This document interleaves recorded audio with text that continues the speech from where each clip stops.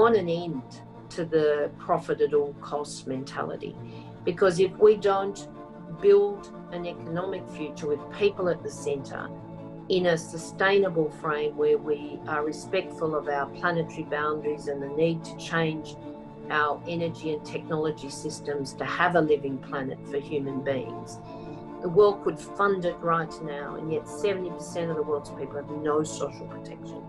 That's respectful of public services and not simply trying to make profit off them. I believe it is very important for countries to recognize that, there are some essential services that need to be provided in terms of healthcare, in terms of education, in terms of good governance, in terms of social safety, that cannot be compromised on. This is a virus that doesn't respect borders. It crosses borders, and as long as it is in full strength in any part of the world, it's affecting everybody else. So this requires global cooperation to deal with it. Countries, they have to find ways of raising revenues, and progressive taxation could be one form of it. We talked about solidarity tax that may be needed in some countries. Nature strikes in ways that we cannot imagine, and we've seen one, and climate change is could be even worse, and so we have to prepare for that.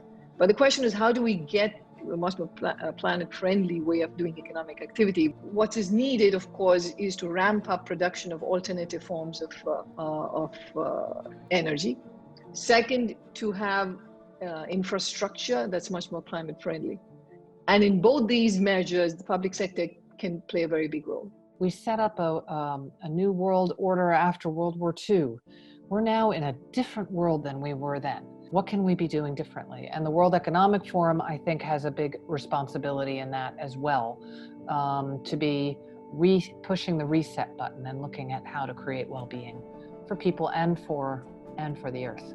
I think the key is to put the health of people and the planet first. And that's what's happening on COVID-19.